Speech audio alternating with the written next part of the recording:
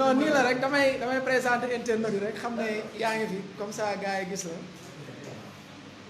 voilà mi ngi noonu 5 minutes rek. non si allez-y commencez quoi allez-y 5 minutes rek voilà.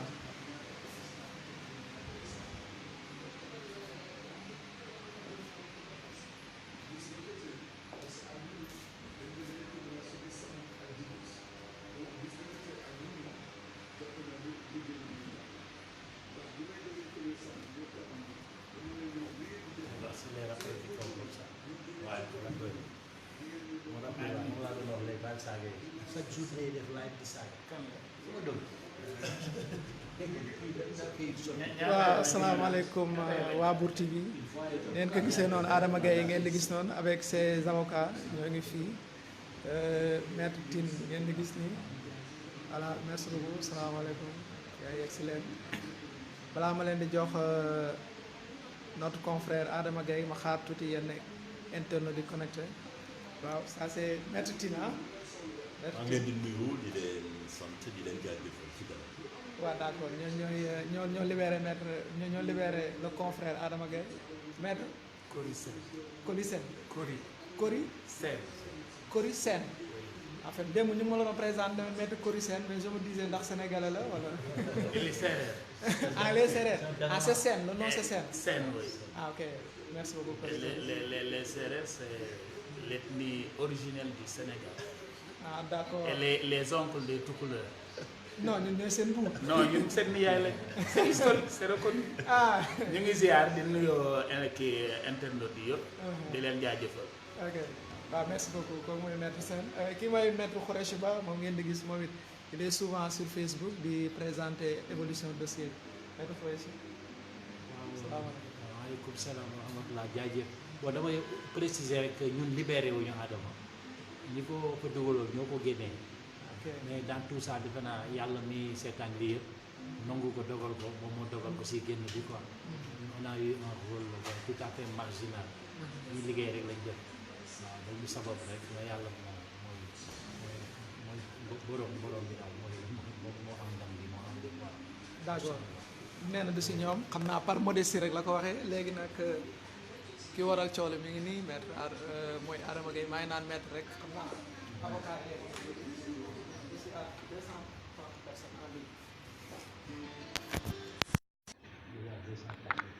asalaamaaleykum. maaleykum salaam. doyen naa maa ngi nii maa ngi sant yàlla. def kontaan nañ retrouver la nga ñëwaat suñu biir. waaw jërëjëf waay man xam nga famille virtuelle bi ñu koy wax mais qui devient la grande famille le plus grand pays du monde parce qu'il y a 2 milliards de Facebookiens donc je suis membre de cette famille et je suis content de retrouver cette famille. namoon naa leen comme on dit. ñoo la rawoon Adama. merci beaucoup. Ok. mais ba avant ma sori quand même nga may ma wax dara sama avocat yi c'est par modestie qu'ils n'ont pas voulu dire le rôle crucial bi nga xam ne moom lay joué dégg nga mosuñu toog benn yoon à la fois pour agir en frère mais surtout agir d'abord en professionnel en militant de la démocratie que ce soit Khoureyssi, que ce soit Mamadou Cory Sène, ami de longue date d'enfance, que ce soit Maître Abdoulaye Tine, qui est mon avis, l'avocat de Paris jusqu'à Dakar sur de grands procès, que ce soit Cheikh Ahmed Ndiaye, que ce soit Seydou Diagne, Ndeye Koumba Diop, Maître Senghor, Maître Ka, Maître Soumaré, Souleymane Soumaré, Aïcha Diallo, tous ces avocats ont été remarquables. Donc je tiens à les saluer pour ce travail boo xam ne dañ ko def et ça fait honneur à une justice qui a des difficultés et pour cette raison, rien que pour cette raison, yaakaar naa ne justice am na avenir au Sénégal parce qu'il y a des êtres qui méritent qu'on les salue aujourd'hui. Les vrais héros, c'est pas Adama, c'est eux, c'est les internautes qui ont soutenu le combat que j'ai mené, c'est les Sénégalais de tous bords, les Africains de tous bords yi nga xam ne dugg nañu ànd ci combat bi donc ñoom ñëpp lay sargal di faire montre de gratitude et d'humilité à leur égard. Je les remercie di sant yàlla bien évidemment pour commencer. D'accord, pour commencer sant yàlla alhamdulilah mais grand dañuy commencer laaj nan nga dundee. mais avec dal avec gëm yàlla amul benn moment boo xam ne mës naa douter ñi ma gis si ñi ma nekkaloon si biir chambre une bi nga xam ne dañ ma fay jeter comme ça au milieu de nit ñoo xam ne am na si ñoo xam ne vraiment c'est des malfrats am na si ñoo xam ne ay dof la ñu am na si ñoo xam ne ay trafiquants de drogue la ñu am na si ñoo xam ne rey nañu nit ñu teg ma foofu yaakaar ne mën na ma yëngal déedéet yëngalu ma daf ma au contraire conforté dans le combat qu'il fallait mener ba nga xam ne ñi may dugal foofu yaakaar ne dana tax ma soppeeku ñu xam ne laal nañ laalaake moo tax ma sant tamit Guy Marius Sagna parce que moom bi mu génnee wax conditions de détention yi de façon pertinente ba pare ñëw ba am la grandeur d'âme de me traiter comme un roc de la prison, n'est-ce pas? Cela montre qu'il y avait là-bas certes des difficultés, mais il y avait un humanisme.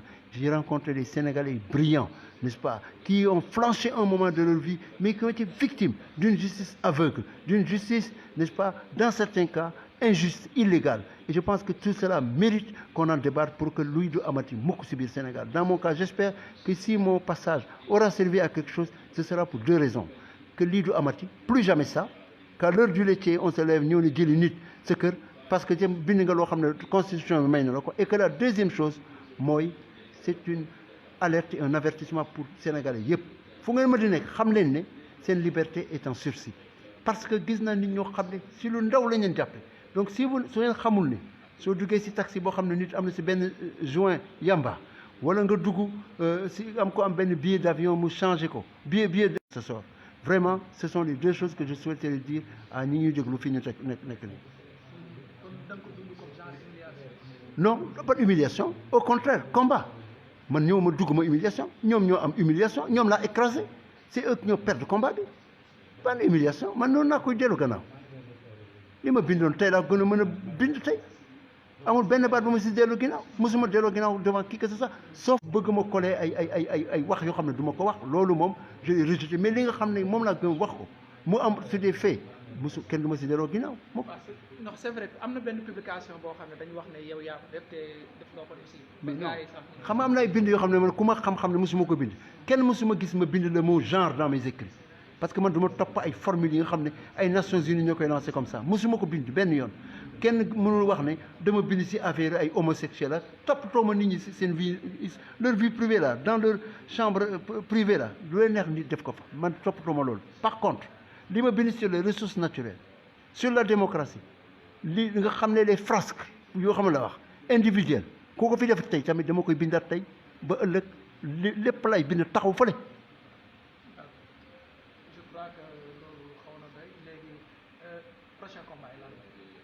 Ah pour le moment nag xam nga li ma wax dama bëggoon a wax ak te sa mbokk yi remercier leen moo tax dégg nga mais mënuma commencer wax prochain combat bàyyil ba ma dal tuuti ba ma gis samay kilifa gis sama avocat yi gis sama mbokk yi xam nga gis leen yéen xam na waxtaan ak yéen dégg nga nañ def ndànk moo gën dégg nga chaque jour suffit sa peine dégg nga jërëjëf ah voilà. waa kay c'est nous qui vous remercions kon mbokk internet yi gis ngeen ko Adama Gaye moo nekk noonu ak ses avocats ñu génnee ko mu ngi nii toog kon loolu nga xam ne mooy li ñu leen indiloon tey ci Bour TV xanaa di leen jox rendez-vous très prochainement incha allah ok merci beaucoup.